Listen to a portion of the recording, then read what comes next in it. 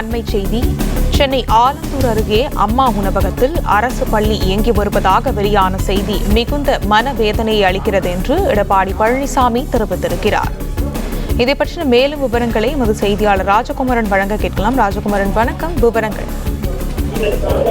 சென்னை ஆலந்தூர் அருகே உள்ள அம்மா உணவகத்தில் அரசு பள்ளி இயங்கி வருவதாக வந்திருக்கக்கூடிய செய்திகள் தனக்கு மிகுந்த மனவேதனையை அளிப்பதாக எதிர்க்கட்சி தலைவர் அதிமுக பொதுச் செயலாளர் எடப்பாடி பழனிசாமி இந்த பதிவினை வெளியிட்டிருக்கின்றார். கடந்த ஆட்சி காலத்தில் செயல்படுத்தப்பட்ட பல நல்ல திட்டங்களுக்கு மூடுவிழா செய்து வருகின்றது திமுக அரசு என்று குறிப்பிட்டிருக்கக்கூடிய அவர், ஏழை எளிய தொழிலாளர்களின் அட்சய பாத்திரமாக விளங்கக்கூடிய அம்மா உணவகங்களை மூடக்கூடாது என்றும், அதிமுக ஆட்சியில் வழங்கியதை போன்று தரமான உணவுகளை அம்மா உணவகங்களில் வழங்க வேண்டும் என்றும் தாம் வலியுறுத்தி வரக்கூடிய சூழ்நிலையில் ஆலந்தூர் அருகே அம்மா உணவகத்தில் அரசு பள்ளி இயங்கி வருவதாக வரக்கூடிய செய்திகள் தனக்கு மிகுந்த மனவேதனையை அளிப்பதாக அவர் தெரிவித்திருக்கின்றார்.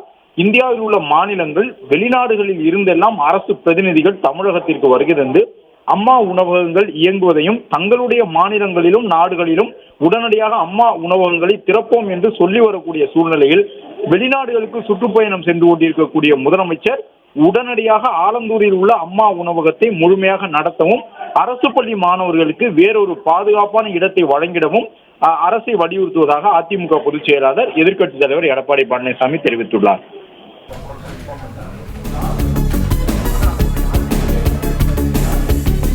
விவரங்களை வழங்கியமைக்கு நன்றி ராஜகுமரன்.